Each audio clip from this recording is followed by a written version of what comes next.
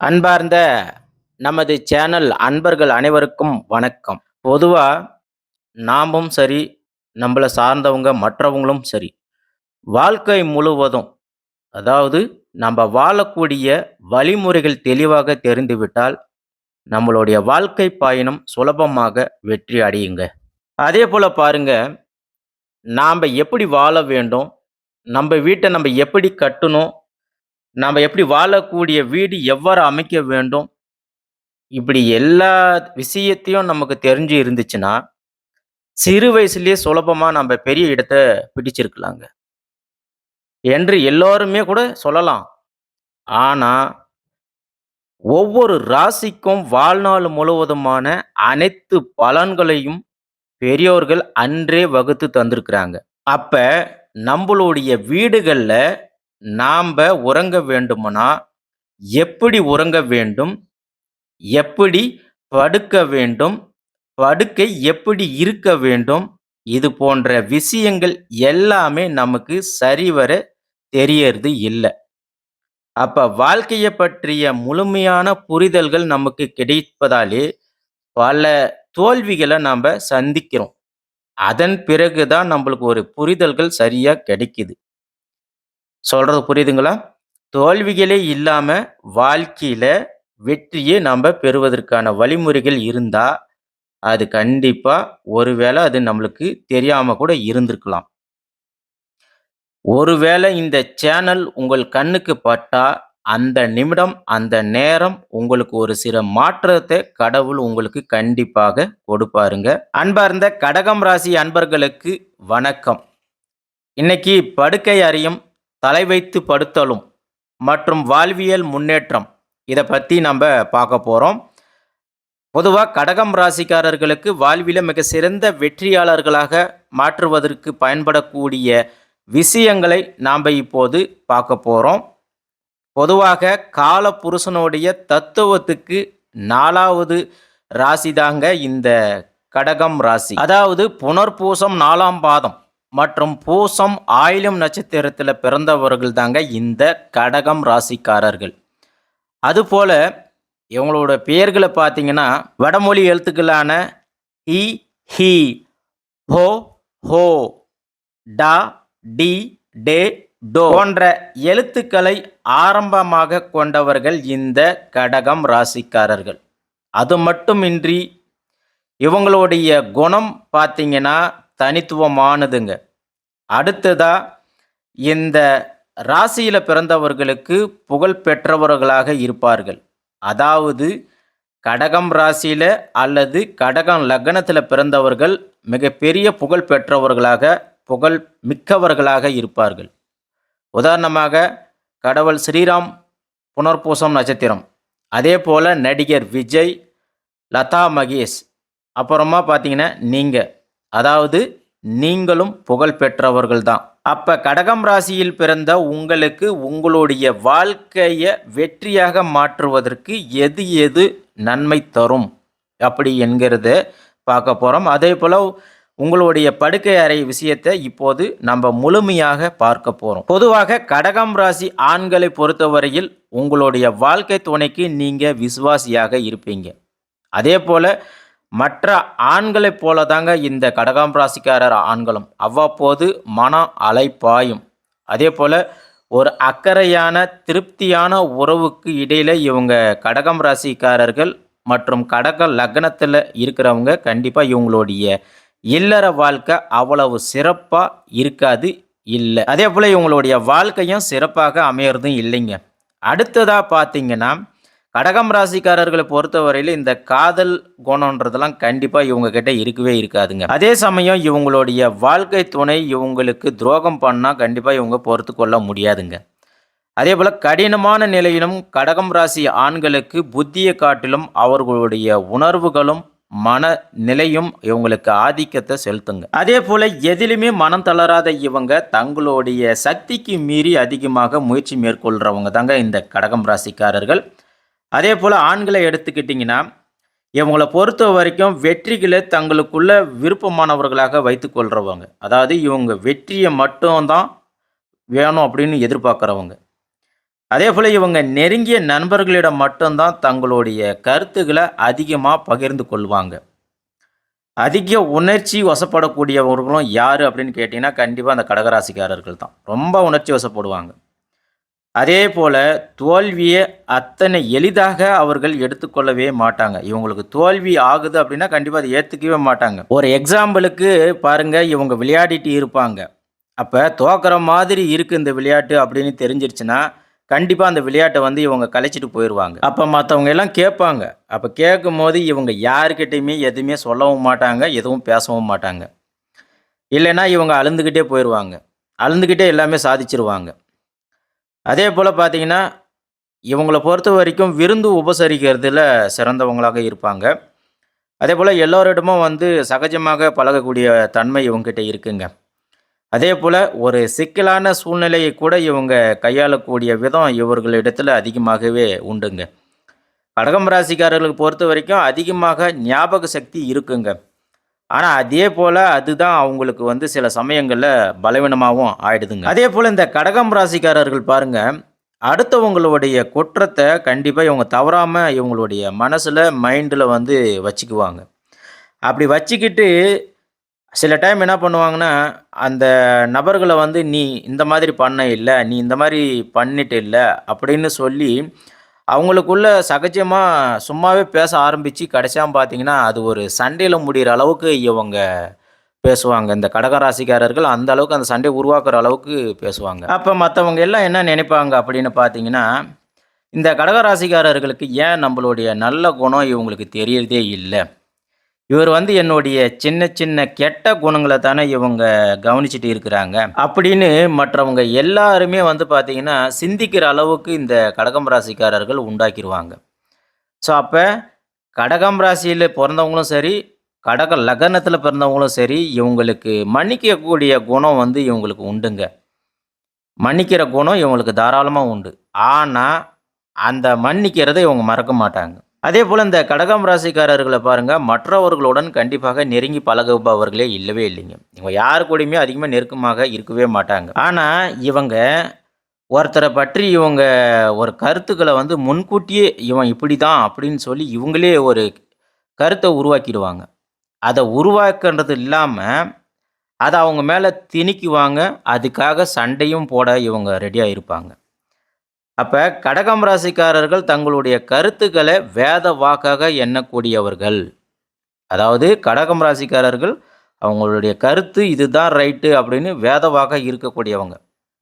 அதேபோல யாராவது இவங்கள கேள்வி கேட்டுட்டாங்கன்னா வச்சுக்கங்க, கண்டிப்பா இவங்களுக்கு பிடிக்காது, கோபம் அதிகமாக வரும். அதனால அதிக நம்பிக்கை உடையவங்களும் இவங்க தாங்க. அப்படிப்பட்ட கடகம் ராசிக்காரர்களுடைய பொது பலன்கள தான் நாம இப்ப வரைக்கும் பார்த்தோம். ஆகையால கடகம் ராசி அன்பர்கள் பெரும்பாலும் அவர்கள் வாழக்கூடிய வீடு எப்படி இருக்கணும் என்பதை பற்றி நாம் இப்ப பார்க்க போறோங்க. கடகம் ராசிக்காரர்களை பொறுத்த அளவுக்கு 4வது குடும்ப உறுப்பினர்கள் இருக்கக்கூடிய வீடு. அதாவது கடகம் ராசிக்காரர்களுக்கு 4வது வீடு துலாம் ராசியை குறிக்குதுங்க. அதே போல 5ஆம் வீடு பார்த்தீங்கன்னா விருச்சிகம் ராசியை குறிக்குதுங்க. பொதுவா வந்து குடும்ப உறுப்பினர்களோட இருப்பதை விட இவங்க தன்னுடைய ஆழ்ந்த சிந்தனை, காதல், இட சௌரியம், அதேபோல எட சௌரியம், சந்தோஷம், விளையாட்டு எல்லாவற்றையும் மனமகிழ்ச்சி எல்லாமே பெறக்கூடிய இடம் எது அப்படின்னு பார்த்தீங்கன்னா, விருச்சிக ராசியே தான் இருக்கும். அது மட்டும் இல்லாம, கடகம் ராசிக்காரர்கள் நீங்கள் உங்க வீட்ல படுக்க அறையில கண்டிப்பாக இந்த கட்டில் கால்கள்ல அட்லீஸ்ட் வந்து இந்த காப்பர் செம்பு வந்து நீங்க 4 கால்களும் இணைக்கிற மாரி கட்டி இருக்கணும். கட்டி இருந்தீங்கன்னா, கண்டிப்பா உங்களுக்கு எல்லாமே நல்லதா நடந்திருக்கும். அது இல்லன்னா, அட்லீஸ்ட் அந்த பட்டு நூலுகள வந்து பட்டு நூல் கயிறுகள் இருக்கு இல்லையா? அந்த பட்டு நூல் கயிறுகள வந்து நீங்க கட்டில் கால்கள்ல கட்டி இருக்கணும். அப்படி நீங்க கட்டியிருந்தீங்கன்னா, உங்க குடும்ப உறுப்பினர்களிடம் பிரச்சனை என்பது வரவே வராது. அதேபோல நீங்க இரவு நேரத்தில உங்க உடம்புல இருந்து வெளியேறக்கூடிய எதிர்மறை ஆற்றல்கள் எல்லாமே வந்து இந்த பட்டு நூலும், செம்பும் வந்து பார்த்தீங்கன்னா, அதை ஈர்த்து உங்களுக்கு ஒரு நல்ல ரெஃப்ரெஷ குடுக்கும். அது இழுக்கக்கூடிய தன்மை இந்த செம்புக்கும், இந்த பட்டு நூலுக்கும் உண்டுங்க. அதனால தான் உங்க படுக்கை அறையில வந்து பார்த்தீங்கன்னா, ஏதாவது ஒரு காப்பர் பொருள ஏதாவது வந்து வைக்கிறது நல்லதுங்க. அதாவது செம்பு குடம், செம்பு பாத்திரங்கள், செம்பு தண்ணி குடிக்கிற ஜக்கு. ஸோ அந்த மாரி ஏதாவது ஒண்ணு வந்து நீங்க உங்க படுக்கை அறையில வைங்க. அதேபோல நீங்க காலையில எழும்போது அந்த செம்பு பாத்திரத்தில இருக்கிற தண்ணிய நீங்க வெளிய ஊத்திருங்க. அப்போ உங்களுக்கு உள்ள எதிர்மறை ஆற்றல்கள் எல்லாமே வந்து உங்களுக்கு குறையுங்க. பொதுவா ஒவ்வொருத்தரும் அன்றாட வாழ்க்கையில நம்ப வாழ்றதுக்கு அந்த நேரம், நகர்றதுக்கு எல்லாமே வந்து பார்த்தீங்கன்னா, பணம் தேவைங்க. அப்ப தொழில், உத்தியோகம் என ஏதாவது ஒரு வேலைய நம்ப பார்க்குறோம், போராடுறோம். பொதுவாக வெற்றியை பெற்றவர்களுடைய வீடுகள போய் பாருங்க. கண்டிப்பா அவங்க வீட்டோட படுக்கை அறை மிக சிறப்பாக இருக்குங்க.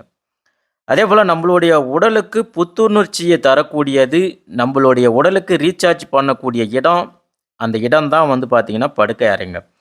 அதனால தான் இந்த படுக்கை அறையை எப்படி வைத்துக்கொள்ள வேண்டும் அப்படிங்கிறத நம்ப இந்த வீடியோல பார்க்குறோம். அதேபோல பொதுவா ரூ. 1 ரூ. 1,00,00,000 வரைக்கும் பணம் சம்பாதிக்க போறவங்கள பாருங்க, காலையில ஃப்ரெஷ்ஷா வந்து போயிட்டு ஜெயிச்சுட்டு வருவாங்க. கண்டிப்பா அவங்க படுக்கை அறை அப்படி கரெக்ட்டா இருக்குங்க. அதேபோல சில பேர பாருங்க, அவங்களுடைய படுக்கை அறைய அவ்வளவு அழகா, நீட்டா வச்சிருப்பாங்க. பேட் ஸ்மெல் எதுவுமே வராதுங்க. பெரும்பாலும் வந்து பார்த்தீங்கன்னா, டாய்லெட், பாத்ரூம் இருக்கிறவங்க வீட்டில எக்ஸிஸ்டிங் ஃபேனே வைக்கிறதே இல்ல. பெரிய வீடுகள்லாம் கண்டிப்பா வச்சிருப்பாங்க. அப்ப அந்த எக்ஸிஸ்டிங் ஃபேன நீங்க வச்சிருக்கும்போது வந்து பார்த்தீங்கன்னா, அந்த பாத்ரூமோடைய ஸ்மெல்லு, அந்த ஈரப்பதம் எல்லாமே வந்து வெளிய போயிடும். அப்போ உங்க வீட்ல வந்து உங்கள் படுக்கை அறை வந்து அந்த அளவுக்கு நீட்டா இருக்கும். அந்த மாதிரி நம்பளுடைய வீடு வந்து பார்த்தீங்கன்னா, நம்ப அத அந்த மாரி உருவாக்கணும். அதேபோல படுக்கறையில வந்து பார்த்தீங்கன்னா, பல பேர பார்த்துருக்குறோம். இந்த போர் குணம் கொண்ட படங்கள், போராட்டம் குணம் கொண்ட படங்கள், விலங்குகள் வேட்டையாடக்கூடிய விலங்குகளுடைய படங்கள், இது எல்லாமே வந்து மாட்டி வச்சிருப்பாங்க. அதேபோல குழந்தைங்களுடைய ரூம்ல வந்து பார்த்தீங்கன்னா, இந்த டாய்ஸ் பொம்மைங்களுடைய படங்கள்லாம் வந்து வச்சிருப்பாங்க. பொதுவாக படுக்கறைய பொறுத்தவரைக்கும், முடிஞ்ச வரையில வந்து வெள்ளை நிறத்தில வர்ணம் பூசுறது, பெயிண்ட் அடிக்கிறது கண்டிப்பாக நல்லதுங்க. அது மட்டும் இல்லாம பார்த்தீங்கன்னா, உங்களுடைய படுக்கை அறைய வந்து பொறுத்தவரைக்கும் எப்பவுமே வந்து காலையிலேருந்து ஒரு மாலை வரைக்கும் ஓப்பன்ல வைங்க. ஜன்னல், கதவு எல்லாமே ஓப்பன்ல வைங்க. ஒரு சுத்தமான காற்று அந்த ரூமுக்குள்ள வரும்போது, உங்களுக்கு ஒரு இரவு நேரத்தில நீங்க தூங்கும்போது ஒரு புத்துணர்ச்சியாக இருக்கும்.